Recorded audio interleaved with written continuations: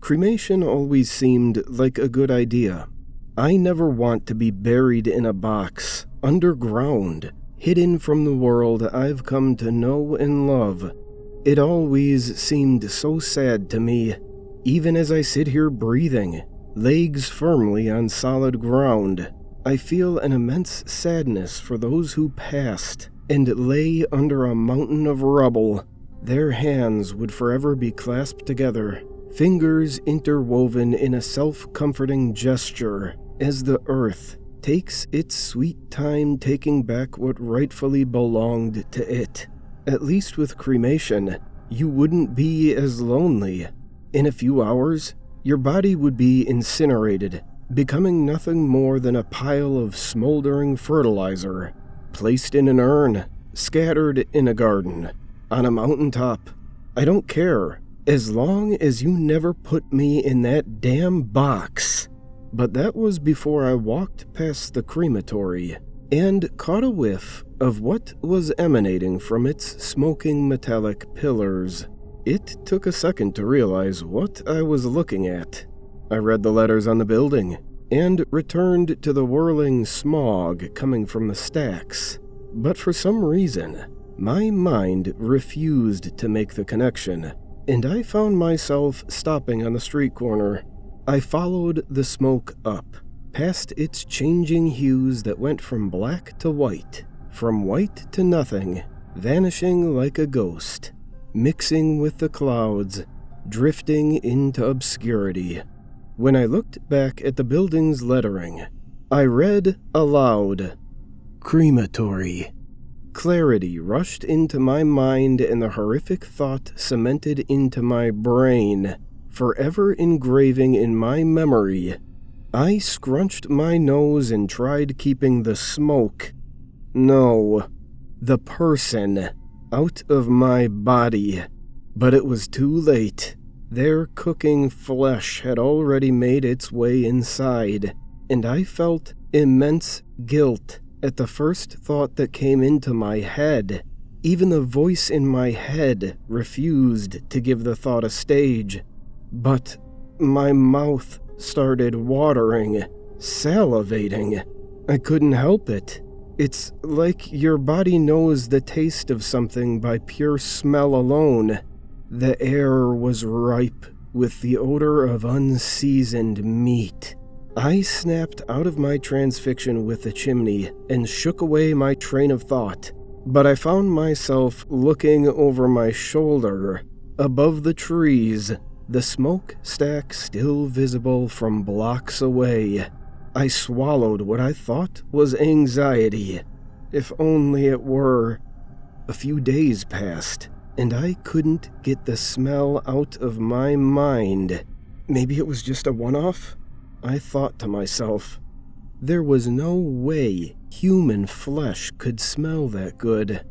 I took another walk that evening, lying to myself, saying that I was not going on this little escapade to smell the death coming from that little red brick building.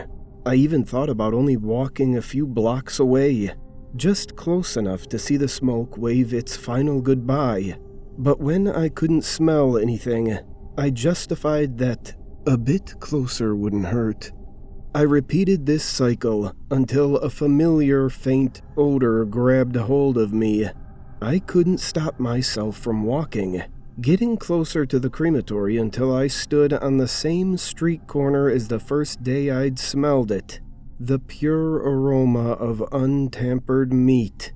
It smelled better than the first time I'd walked past. My stomach growled as I imagined the meat sizzling in the flame, the fat tissue crackling in the heat, the way the meat would melt in your mouth as you ripped a chunk from bone, mashing it between your teeth, the satisfying warmth as it hit the bottom of your stomach.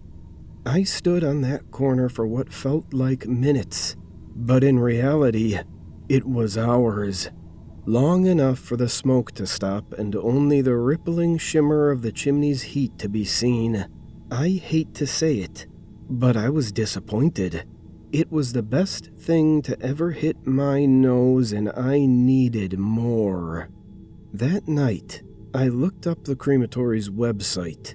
Call it curiosity. But I found the funeral home that the crematory was associated with. Directly on the home page was a list of people who had recently passed and were under the care of the funeral home. Like all funeral homes, they detailed information about the person's funeral service, viewing, and burial. Those who were cremated did not have a burial service detailed in their description. By pure process of elimination, I found 2 people who were cremated, a man in his 80s and another in his 40s.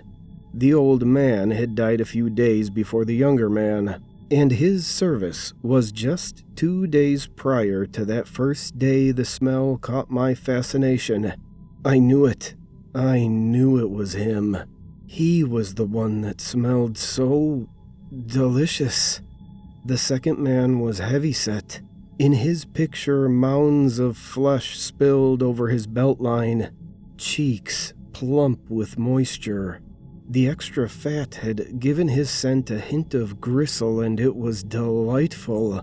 His meat must have been so marbled, dripping, oozing with that mouth-watering saltiness of lard. I swallowed hard, and guilt reared its ugly head a second time.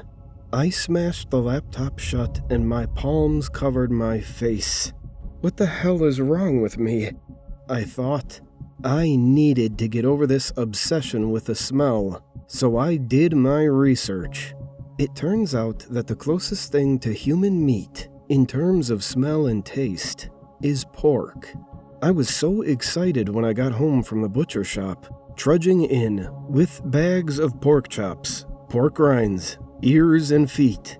I was finally going to scratch the itch that had been tormenting me for weeks. I prepped the meat, some seasoned, others plain. Cookbooks on the counter, trying to surmise the best way to prevent myself from bashing my head against the wall if this didn't go well. I oiled the skillet and lay the meat in the pan. It greeted me with a festering crackle that filled me with anticipation. White smoke wafted off the meat and filled the air with disappointment. The smell was similar, but not the same. It was different, less pure. My face soured even more when I took the first bite. It didn't taste like what I'd imagined. It was as if I could taste the lie, like imitation crab meat when compared to the real deal. I was filled with rage. The way my hand changed from a rosy tinge to white-knuckled rage caught my attention, and my grip loosened. The blood rushed back into my fingers, and an idea popped into my head. I lifted my hand, studying the plump flesh of my pinky. It was skinny, but just meaty enough for me to get a taste of what I needed. The bone wasn't too thick. It would hurt like hell when I snapped through it, but it would be worth it in the end. I grabbed the meat cleaver and placed my hand on the chopping block. I measured the trajectory of the blade and lifted it above my head. I hesitated, letting the blade linger in the air. I was shaking, my heart thudding, but not with fear, with excitement. I brought the cleaver down with all my might. Swishing through the air, it met the chopping block with a hard thud. There was little resistance as it sliced through. My pinky was squirming on the wood like a half-dead insect pleading for death. The nerves coursing through it, firing one last time. It curled and unfurled on a crimson backdrop until it finally died. My hand was on fire, but the adrenaline numbed the pain. I pinched the digit between my thumb and index finger and tossed it into the pan. The skin squealed as the outside crispened, The blood dripping off the open end bubbled on the skillet. The smell rose from the pan and into my nose. It smelled delightful. The same smell that was wafting from the crematory's chimneys was now filling my kitchen. It was pure ecstasy. When I flipped it, the underside was nice and charred, the skin crispy and blackened, but I made sure to keep the inside nice and pink. Such a small chunk only took a few minutes to cook, and all the while I was holding back a mouthful of dribble. When I was satisfied, I lifted the finger, teasing it inches from my mouth. My plan was to savor the taste, to make it last, since this meat was so rare to come by. But I was overtaken by an animalistic urge and threw the thing in my mouth. As my jaw crushed through, the bones snapped and a spurt of gooey goodness shot out of the flayed end. My skin pimpled with euphoria. It tasted amazing. I tasted amazing. I had finally scratched the itch. I was satisfied, for a time anyway. I still venture out to that same street corner, though now I do it from the comforts of a wheelchair. My views on cremation have not changed, but I fear that there is going to be very little for them to cremate.